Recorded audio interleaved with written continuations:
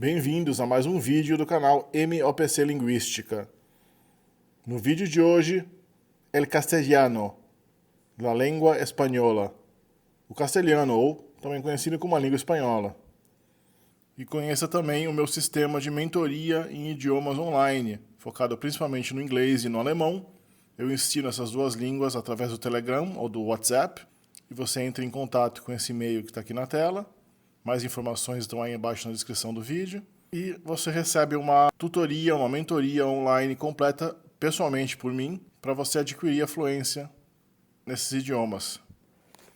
A língua espanhola, uma das grandes línguas da humanidade, uma verdadeira monstruosidade linguística que a gente tem aqui no nosso hemisfério ocidental, com mais de 500 milhões de falantes nativos e cerca de 100 milhões de falantes como segunda língua, pessoas que aprendem o espanhol como segunda língua por diversas razões em boa parte do mundo, especialmente no mundo ocidental, ao qual o espanhol está praticamente restrito. O espanhol é falado, claro, na Espanha, no moderno Reino da Espanha, um país da Europa Ocidental, um dos grandes países da Europa, majoritariamente no continente americano, se estendendo desde o México até o extremo sul da América do Sul, ocupando praticamente toda a metade ocidental da América do Sul, a América Central e boa parte do Caribe, sendo que o país com o maior número de falantes de espanhol é o México, com mais de 120 milhões de falantes, onde o idioma é falado pela esmagadora maioria da população desse país. E o segundo lugar, como o maior país de língua espanhola, é disputado pelos Estados Unidos, pela Colômbia, pela Espanha e pela Argentina. Esses países têm aproximadamente 45 milhões de falantes de espanhol cada um. E a maioria das fontes coloca os Estados Unidos como segundo maior país de língua espanhola, com quase 50 milhões, com a Colômbia vindo um pouco depois Espanha e Argentina. O Brasil seria o 16º maior país com falantes de espanhol, cerca de 460 mil pessoas no Brasil têm o espanhol como língua nativa, e alguns milhões de brasileiros têm alguma fluência na língua espanhola, devido à importância do idioma na América do Sul, devido à oferta de espanhol nas escolas brasileiras, como parte do nosso currículo, e devido também, claro, à facilidade relativa que os brasileiros têm com o espanhol, devido à similaridade entre o espanhol e o português. O espanhol ou castelhano, a gente vê aqui no nosso mapa, que apareceu em vários vídeos aqui do canal, o mapa que eu fiz para explicar as línguas latinas, modernas, línguas derivadas do latim, também conhecida como línguas românicas. O espanhol, que originalmente era conhecido como castelhano, até hoje ainda é chamado de castelhano, surgiu nessa região central da Península Ibérica, hoje a parte central do Reino Espanhol, que é conhecida justamente como Castela. Essa região de Castela se tornou a região politicamente dominante da Espanha, do Reino da Espanha, e a língua de Castela, o castelhano, então foi adotada por todo esse reino da Espanha ao longo dos séculos, em parte por adoção espontânea, mas também em grande parte por imposição do poder central, de modo que toda a Espanha hoje fala, nem que seja como segunda língua, como secundária, especialmente na Catalunha, o castelhano. Justamente na Espanha existe uma tendência maior em chamar a língua espanhola de castelhano, justamente para enfatizar o fato de que o espanhol é apenas a língua de uma região da Espanha que foi imposta e adotada por outras regiões, e que a Espanha tem outras línguas regionais, como o galego, o asturiano, o leonês, o basco, que é uma língua não latina, completamente diferente das outras. O catalão, que é de longe a mais forte, com o maior número de falantes, com maior expressão literária, um movimento muito forte de recuperação da língua catalã. O chamado andaluz, segundo algumas fontes consultadas, o andaluz chegou quase a ser uma língua um pouco separada do espanhol, mas devido à castelhanização muito forte dessa região, a separação entre o andaluz e o castelhano acabou sendo cancelada, e o andaluz acabou evoluiu mais em harmonia com o espanhol, com o castelhano, e é mais considerado como uma variante de castelhano, uma variante meridional do castelhano, do que como uma língua própria. Também existiria o extremenho, falado na fronteira com Portugal, que também hoje é quase extinto, mas algumas pessoas mais velhas do interior falam um pouco de extremenho, que é uma variedade bastante peculiar de castelhano. O manchego, falado já na região a sudeste de Castela, E o castelhano de Aragão, também, que é um castelhano bastante peculiar, que substituiu a língua aragonesa, que era uma língua separada, mais próxima do catalão, falado em Aragão originalmente, mas que hoje está restrito só à região mais próxima ali da fronteira com a França, mais ao norte, mesmo assim, muito pouco falado. Aliás, vocês estão convidados a assistir os vídeos das outras línguas da Espanha, que já estão aqui no canal. O vídeo de catalão, tem o vídeo de basco e tem o vídeo de galego, já aqui no canal, onde a situação específica das línguas regionais da Espanha em relação ao castelhano é explicada, especialmente a formação do reino espanhol com a absorção do reino de Aragão, que continha Catalunha até a época do século XVI, e também a origem do basco, a formação do galego, a similaridade do galego com o português, tudo isso explicado nos vídeos específicos dessas línguas da Península Ibérica. E vem aí também o vídeo de português, logo aqui no canal. Certamente uma das grandes ausências ainda aqui no canal, um vídeo bem especial que vai surgir em breve. A gente vê aqui que as línguas ibéricas são uma derivação aí das línguas da Europa Ocidental, estão mais próximas do catalão e das línguas da França do que das línguas da Península Itálica, embora haja também uma série de similaridades entre as línguas ibéricas e as línguas da Península Italiana. O castelhano andaluz está mais próximo do austro-leonês, no geral, ao passo que o galego e o português formam uma outra unidade. No geral, o galego está mais próximo do português do que está do castelhano. Aqui essa outra árvore evolutiva das línguas latinas mostra com bastante detalhe a posição do castelhano, do espanhol, em relação às línguas ibéricas e às outras línguas latinas. Mas vocês têm que assistir também o vídeo, a introdução às línguas latinas, e também o vídeo chamado As Línguas da Península Ibérica, da França e da Romênia, que tem também aqui no canal faz tempo, um vídeo que dá bastante detalhes sobre como evoluiu toda essa família de línguas derivadas do latim na Europa, por toda a Europa e também pelos Balcãs. E o espanhol, claro, se tornou uma língua mundial, uma das grandes línguas da humanidade, após, é claro, a conquista das Américas por parte dos espanhóis, começando no finalzinho do século XV, ao longo do século XVI e por diante, que fincou a língua espanhola na região do México, América Central, Caribe e na metade ocidental da América do Sul. Mas fora dessas regiões, o espanhol tem apenas uma pequena e sutil presença na Guiné Equatorial, que foi uma possessão espanhola na África. As Filipinas, que foram uma possessão espanhola no Extremo Oriente, não retiveram a língua espanhola. A língua espanhola se tornou praticamente extinta nas Filipinas e hoje está essencialmente ausente de lá como língua nativa da população. Então o espanhol, apesar de ser uma das grandes línguas da humanidade em termos de número de falantes e extensão geográfica, ela está bastante restrita, à Península Ibérica e à América Latina e Estados Unidos, não sendo falada por número expressivo de falantes fora dessas regiões, embora seja uma das grandes línguas estrangeiras, uma das grandes segundas línguas ensinadas pelo mundo inteiro. É claro que especialmente nos Estados Unidos, mas também na Europa, no Brasil e alguns países do mundo, alguns países inclusive da Ásia, ensinam bastante o espanhol hoje em dia, devido ao grande número de falantes e a grande importância dessa língua no mundo atual. Aqui a gente retoma um pouco a explicação de como surgiu a separação entre o espanhol e as línguas galego-portuguesas, mais na parte ocidental da Península Ibérica. O espanhol mais na parte central evoluiu em relação ao espanhol, em relação ao português, evoluiu de uma maneira um pouco diferente. Ele é um pouco mais conservador em certas coisas. Então a gente vê aqui que o encontro consonantal inicial clá, plá, ele acaba evoluindo no espanhol para um som que originalmente era um L palatalizado, Então a gente vê aqui pleno em latim, que significava cheio. No espanhol vira lleno, embora alguns falantes modernos de castelhano, especialmente na Argentina, na América Latina, falem lleno, lleno, lleno. Esse som acabou evoluindo para um som mais próximo do nosso X, do nosso CH. No português, houve a perda das consoantes sonoras entre vogais, então o N se perdeu, a gente tem cheio. A gente tem a palatalização completa do grupo consonantal iniciante, mais a perda da consoante intervocálica. Plicare virou llegar no espanhol e chegar no português. Clave virou llave no espanhol, mais chave no português.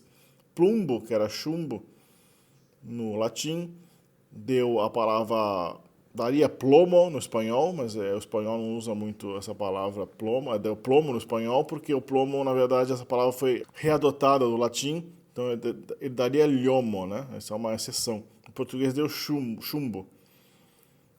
Veclo, que era um latim vulgar, uma palavra do latim vulgar que significava velho, deu viejo, no português velho. Óculo, no latim vulgar, deu ojo, no espanhol, e olho no português. Observa aí que o encontro consonantal clã, no meio da palavra, geralmente vira ja no espanhol e lha no português. Também existe a sonorização das consoantes intervocálicas. Então a gente tem moneta, ou seja, o tá final, né? O T é uma consoante surda. Nas línguas ibéricas ele vira sonora, tanto no português quanto no espanhol. A diferença é que o espanhol não perde as consoantes sonoras. Então o N, que é uma consoante sonora, permanece. Moneta vira moneda no espanhol, mas moeda no português, porque o português perde as consoantes sonoras entre as vogais. Maturo vira maduro, laco vira lago.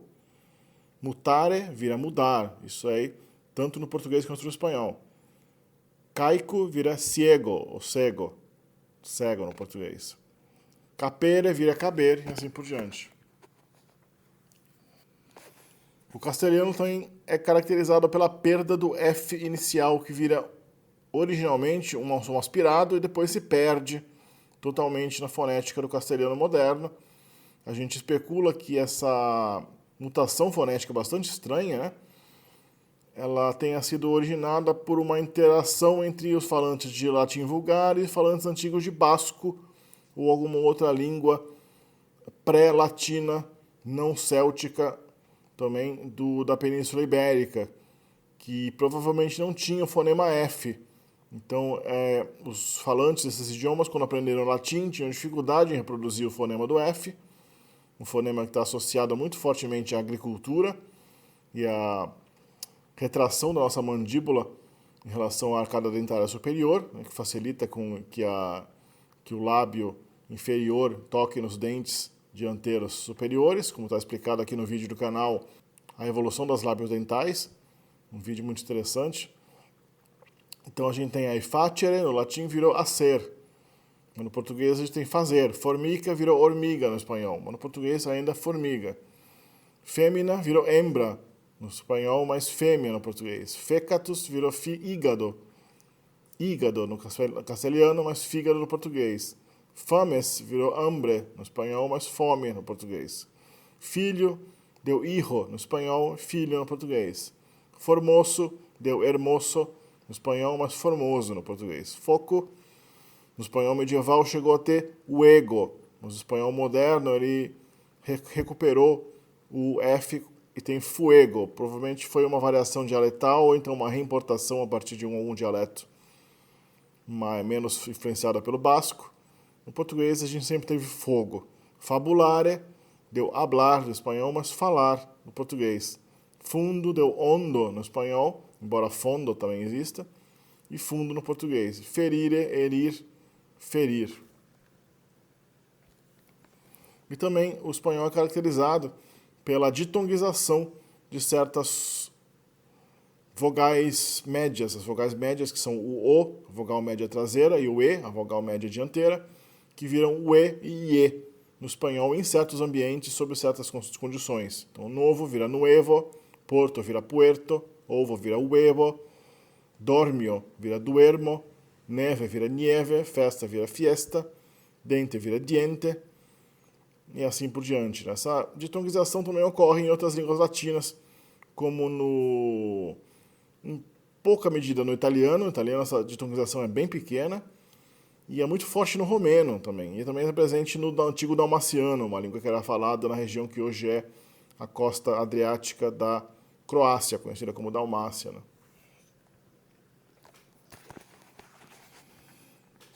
Uma vez já formada, a língua espanhola acabou se diferenciando em uma série de dialetos e variedades regionais. A principal distinção fonética do espanhol moderno é entre o espanhol castelhano propriamente de Castela e da região norte da Espanha, que mantém a evolução do que espanhol, do que do latim vulgar para the, similar ao th do inglês, the. Já na Andaluzia, no sul da Espanha, esse som evolui, como no português e como no catalão, e como no francês também, para um som meramente de uma velar fricativa surda, um S. Então a gente tem C, si. Então, ao passo que em Castela você vai falar ceder, na Andaluzia você fala ceder, o verbo ceder. Então essa peculiaridade é preservada apenas na região de Castela e em outras partes do norte da Espanha, ao passo que no sul o S, a pronúncia S é pronúncia velar, a pronúncia fricativa velar é comum. Não é à toa que realmente como o Novo Mundo foi colonizado essencialmente a partir de Sevilha e do sul da Espanha, até dizem que é a língua andaluza, que é a terceira maior língua do mundo. Não a língua castelhana, não a língua espanhola, sim a língua andaluza, porque foi o andaluz, foi o castelhano de Andaluzia. Foi a língua andaluza que foi levada para a América pelos conquistadores espanhóis no século XVI e se tornou realmente a base fonética e léxica do espanhol latino-americano, que é responsável pela esmagadora maioria de falantes da língua espanhola hoje. E é claro, outra coisa do português que o castelhano não tem são os dias da semana. Isso é uma característica só do português, não é todo brasileiro que sabe, a gente tem essa numeração de segunda a sexta-feira, né? Isso foi uma tentativa da Igreja Católica Medieval de extirpar essas denominações que fazem referência aos planetas e aos deuses dos antigos romanos, mas tanto o galego, né, quanto o castelhano e, obviamente, o catalão, o francês, o romeno, o italiano, preservaram as denominações pagãs, as denominações politeístas romanas. A gente vê que, na verdade, é só o português que muda. Aí, na verdade, é uma característica única do português e não do castelhano. O castelhano preserva domingo, lunes, martes, miércoles, jueves, viernes e sábado. Gramaticalmente, o castelhano é uma língua SVO, com preposições e não posposições, ou seja, as preposições vêm antes do sintagma nominal, do substantivo. Tem 2 gêneros, um pequeno resquício do terceiro gênero que o latim possuía, que era o gênero neutro. Mas o espanhol moderno, essencialmente, só tem 2 gêneros ativos, masculino e feminino. E o sintagma nominal, no castelhano, é DNA. Determinante primeiro, o substantivo, o nome, né? Depois, e o adjetivo segue o nome, ou seja, o adjetivo vem depois do substantivo. O verbo ser, no espanhol, é conjugado no presente. Yo soy, tú eres, él es, nosotros somos, vosotros sois, ellos son. Observa a diferença que a gente tem em relação aos pronomes de primeira e segunda pessoa do plural. No português a gente tem nós e vós, no espanhol eles têm nosotros e vosotros.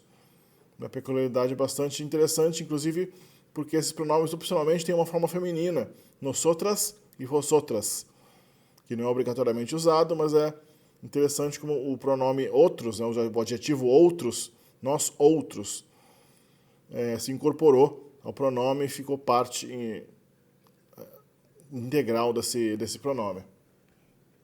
Notando que o espanhol também tem a distinção que o português tem entre ser e estar. Então a gente viu o verbo ser, mas o espanhol também tem o verbo estar, que é usado mais ou menos como o português também distingue o ser do estar. É uma peculiaridade bastante inusitada entre as línguas europeias, essa distinção que o português e o espanhol fazem, bem como também o galego faz, em menor grau também o catalão faz,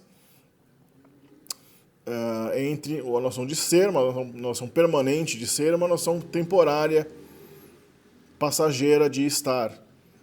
Aqui a gente vê o verbo hablar, um verbo regular, um verbo que significa falar no espanhol, conjugado no presente e conjugado também no passado perfeito.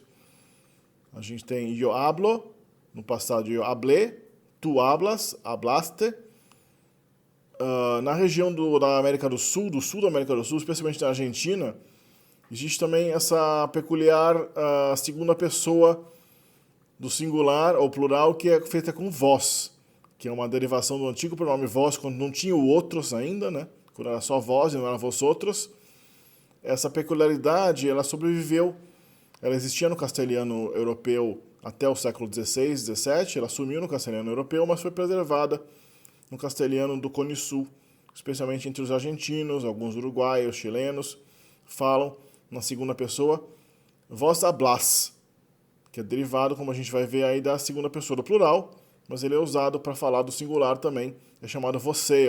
A gente vê que a forma verbal também é diferente, porque a gente tem a terceira pessoa el habla, no passado habló, nosotros hablamos, no passado também nosotros hablamos. Na segunda pessoa do plural a gente tem vosotros hablais, no passado hablastes. É interessante que esse você só existe no presente. Então o hablastes continua igual, hablaste, hablastes, habló, mas no presente tem vosotros hablais e tem vós hablás. Você vê que o i se perde.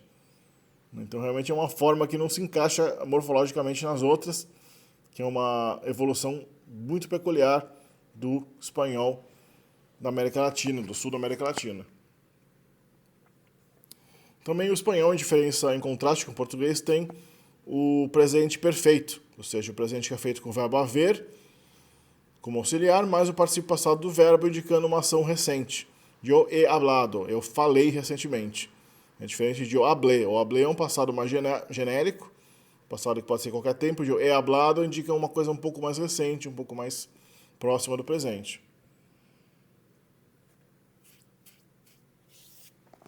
Como eu já disse, o sintagma nominal é DNA, ou seja, tem o determinante, que pode ser um artigo, depois vem o nome, o substantivo, e depois do substantivo a gente coloca o adjetivo, como é típico de todas as línguas latinas, né? El libro abierto, o livro aberto. Los libros abiertos. Então a gente vê aqui o artigo masculino, que é el no singular e los no plural. O plural em espanhol é marcado com S, como se é típico, como se é de esperar de qualquer língua latina da Península Ibérica, né? La casa amarilla, a gente tem aí a casa amarela, o artigo feminino lá. Las casas amarillas, as casas amarelas. Quando o substantivo feminino começa com A tônico, como água, ou seja, um A que é forte, que é a sílaba tônica, é um A, o artigo feminino muda para el, justamente porque ele foi evoluído do ila no latim, né, e o A final, o A que fica depois do L, foi absorvido pelo A do substantivo. Né? Então a gente tem ila aqua, el água. Né? Mas no plural ele volta a ser las, né? Las águas limpias. El água limpia, las águas limpas. El águila gran, aí águila é águia. Né? El águila gran, mas é feminino. La gran águila. Se você coloca, contudo, claro, o adjetivo antes, como gran, aí, que foi colocado no segundo exemplo, antes de águila, aí é claro que não deixa de haver um A inicial, então o artigo volta a ser lá, porque não há um A para absorver esse A aí do artigo. Aqui a gente vê com mais detalhe o processo de evolução desse artigo que parece enganadoramente o artigo masculino, mas não é. É um artigo feminino que ocorre justamente nesse tipo de palavra com um A inicial, A tônico. E la casa vira la casa, porque a sílaba inicial do ila é que surge, que desaparece. Né? Ila em latim era aquela. Era um demonstrativo do latim que evoluiu para formar o artigo definido em todas as línguas latinas, quase todas as línguas latinas conhecidas. Né? Já ila aquila vira ilaquila, ilágua, iláguila. Né? Como o A do ila foi absorvido pelo A do aquila, apenas o I inicial do ila se preserva virando el águila. Né? Contudo, esse fenômeno é bastante peculiar porque ele não funciona sempre. Quando o A tônico seguinte é um A de um adjetivo, como alto, agrio, que é alguma coisa azeda, né? muito áspera, né? Muito dura, ele não vira el. Então a gente não tem el alta noche, a gente tem la alta noche. Que é o tarde da noite, né? as altas horas. E na la agria vida, a gente não tem el agria vida, e sim la agria vida. É muito interessante que esse fenômeno ele meio que oscila talvez pelo fato de aí, no caso, como o adjetivo está sendo colocado antes do substantivo, ele está sendo muito enfatizado, né? Então ele está sendo percebido como algo anômalo aí. Outra característica bem peculiar da sintaxe, na verdade, do castelhano é o objeto direto dos verbos, quando for animado, quando for representar um ser vivo, quando esse objeto direto representar um ser vivo, é marcado pela preposição a. Você marca o sintagma nominal animado pela preposição a. Então, se você falar que você comprou uma casa, você vai falar meramente comprei, que é eu comprei, la casa. Eu comprei a casa. Mas se você falar que mataram a mulher, você não vai falar meramente mataram a mulher, mataram la mujer. Você vai falar mataram a la mujer. Porque é uma mulher, é um ser vivo animado, né? Se fosse um homem, um cachorro, uma vaca, uma criança, você coloca tipicamente o a antes de todo o sintagma nominal, especialmente quando for definido, né? Mas às vezes indefinido também. Existem algumas outras condições que o a não vai aparecer, mas geralmente esse a marca o objeto direto do verbo quando ele é animado. Uma coisa que é bastante única entre as línguas latinas, uma espécie de revolução de uma marcação de um caso acusativo, né? O acusativo do latim que se perdeu nas línguas latinas surgiu de novo aí no espanhol através da marcação preposicional. Existe também um resquício de gênero neutro no espanhol, como eu falei no começo, tem um pequeno resquício de neutro que quando você fala expressões como o mais importante, a coisa mais importante, ou seja, você usa um adjetivo sem um substantivo, implicando que aquele é o conceito geral, uma referência genérica a algo que seja mais importante, alguma coisa mais importante. Lo más importante, lo que deseamos, aquilo que nós desejamos. Então aí o lo, que vem do latim illud, que era o demonstrativo neutro do latim, né? Aquele, neutro, aquilo do latim, ele preserva aí essas expressões como lo que deseamos. Outra característica sintática e pronominal bastante marcante do espanhol e totalmente diferente do português é uma abundância redundante de pronomes, especialmente os pronomes átonos clíticos. Então, quando você fala que você deu dinheiro para o homem, ao contrário do português, que você meramente usa preposições e fala dei dinheiro para o homem, em espanhol você usa yo le di al hombre el dinero. El dinero. Yo le di al hombre el dinero. Eu lhe dei ao homem o dinheiro. Então, o homem está representado duas vezes aí, né? A gente tem uma preposição al hombre, dá para indicar que ele é o objeto indireto, é o recebedor do dinheiro, al hombre, e ainda antes do verbo tem um le, que é o pronome de terceira pessoa dativo, objeto indireto, equivalente ao lhe do português. Eu lhe dei ao homem o dinheiro. Então, no português, hoje a gente fala eu lhe dei o dinheiro, ou eu dei ao homem o dinheiro. Se você colocar o homem, você tira o lhe. É redundante colocar eu lhe dei ao homem. Ou um ou outro no português. No espanhol, não. Eles muitas vezes colocam um pronome redundante, crítico, antes do verbo, que alguns linguistas, né, na verdade, é o verbo incorporando a estrutura de marcação de caso dele, como se ele estivesse, na verdade, marcando uma concordância de objeto no verbo. Le seria um prefixo verbal, le di, que o verbo está indicando aí uma concordância com o objeto indireto dele. Ele está meio que incorporando essa morfologia nele mesmo, né? Então, como se estivesse revoluindo isso. Se você estudar as línguas africanas, você vai ver que as línguas africanas também incorporaram uma referência de concordância com o objeto delas, inclusive o objeto indireto também, dentro do verbo. É como se o pronome tivesse sido reincorporado redundantemente para marcar algum tipo de referência verbal ao objeto, né? É interessante isso. Inclusive, há outras expressões como se me perderam nos sapatos, né? Em português seria absurdo você falar se me perderam. Não tem como colocar o reflexivo se, né? Se perderam os sapatos. A gente podia falar se perderam os sapatos, né? Mas se você colocar me, não tem como colocar o me e o se ao mesmo tempo, né? É muito estranho, dois críticos. Em português a gente não tem dois críticos nunca, né? Se me perderam, se perderam os sapatos se perderam, os sapatos se perderam. O fato de dar o me, esse segundo crítico me, falaram que os sapatos que foram perdidos foram os seus sapatos. Foram meus sapatos, no caso. Né? A primeira pessoa foi afetada. Então, se me perderam os sapatos, significa eu perdi os sapatos. Só que você não fala o meu sapato, você fala se me perderam os sapatos, né? Fica um dativo, representado por um dativo, né? Como você, em português a gente fala às vezes, né? Ah, não me faça isso, né? Ah, não me bate na cabeça. Né? Meio que uma maneira indireta de indicar a posse do objeto do verbo. Aí, mais uma vez, um exemplo de clítico redundante. Lo has visto a Carlos? Has visto é você tem visto, você viu, né? Aquele pronome, aquele presente perfeito recente que a gente falou já do espanhol. Mas o Carlos está aí, né? Has visto a Carlos? Bastaria falar que você viu o Carlos. O Carlos está representado aí. Tem a preposição antes do Carlos a, porque o Carlos é um ser vivo, não um ser animado. Mas antes do verbo as, a gente tem o lo, que também representa o Carlos. Então você ouviu o Carlos. Tá 2 vezes o Carlos representado aí, mas um exemplo de que o verbo deve ter incorporado uma referência, uma concordância ao objeto dele.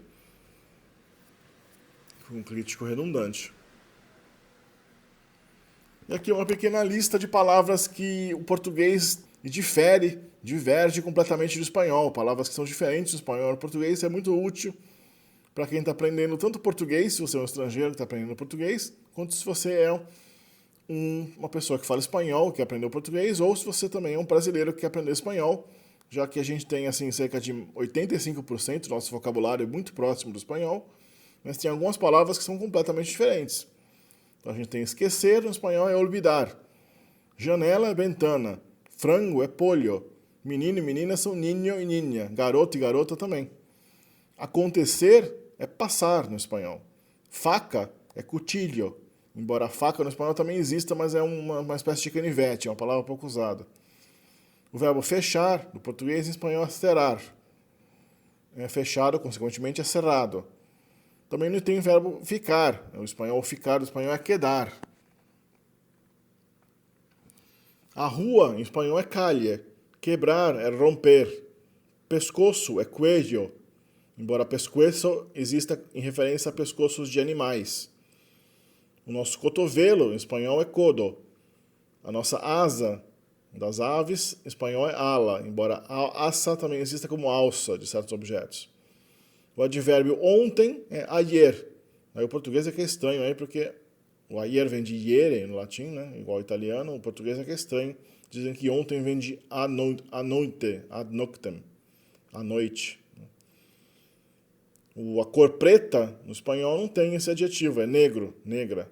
Existe prieto, que é algo escurecido, pode se referir a alguma pessoa de pele escura também, mas é de uso bastante restrito. A nossa luva, que a gente coloca na mão, em espanhol é guante. A raposa, o animal, é zorro. Daí que vem o famoso herói mexicano Zorro, né? A raposa. No espanhol, raposa ocorre no espanhol arcaico. O advérbio perto é cerca. A nossa anta, o animal, é tapir. Onça, em espanhol, é jaguar. O pires, que vai embaixo da xícara, é platillo, no espanhol. O advérbio longe é lejos. E xícara é taça. Embora a gente tenha taça também no português, né? E o espanhol tem a jícara, que é um tipo de cuia. Careca, sem cabelo, é calvo. A gente tem calvo no português também, mas careca é mais coloquial, né? Enxergar, que é conseguir ver, no espanhol não tem uma palavra específica para isso. É conseguir ver mesmo, não tem... Olhar é mirar. Brigar é pelear, não tem brigar no espanhol. Barulho é ruído, né, no espanhol. Barulho existe no espanhol, mas significa uma briga, uma pancadaria, uma discussão muito alta. Bagunça, no espanhol não tem. Então eles falam algum desastre, desordem. A saia, que as mulheres usam, a roupa, em espanhol é falda, embora saia ocorra no espanhol arcaico. Não tem mais uso essa palavra, mas existia. Né? E o espanhol, por fim, é marcado por uma influência muito forte do árabe, mais forte do que no português, que ocorreu no período medieval, quando a Península Ibérica, tanto boa parte da Espanha quanto boa parte de Portugal, estavam sob domínio árabe e muçulmano. Então a gente tem palavras, boa parte das palavras que tem no espanhol, palavras árabes que estão no espanhol, estão no português também, mas tem algumas palavras que o espanhol pegou que o português não pegou, como alfombra, que é tapete, alcalde, que é prefeito. Em português também tem alcaide, né, mas a gente não usa. Sandia, que é melancia, e algumas outras, né. Bom, eu espero que vocês tenham curtido esse vídeo. Deixe seus likes, né, se inscrevam no canal. Entre em contato comigo no e-mail que está mostrado no vídeo e que está também aí abaixo do vídeo, na descrição, e nos comentários, para você entrar para o meu programa de mentoria, se você quer aprender especialmente inglês, alemão, russo, sueco, línguas que eu ensino na mentoria MOPC, pelo Telegram, pelo WhatsApp, individualmente para você. Eu vou ensinar individualmente e você vai ter um caminho garantido para o sucesso, na fluência em pelo menos um, especialmente se você quiser aprender mais idiomas, né, o preço não varia, né, é tudo um preço só para quem quer aprender mais de um idioma estrangeiro, vale muito a pena. E deixe seu comentário abaixo, se você quiser deixar uma sugestão de vídeo futuro, qual língua você quer ver abordada, qual assunto você quer ver aqui no canal, comentado no vídeo, deixa aí embaixo sua sugestão de vídeo e a gente se vê no próximo vídeo.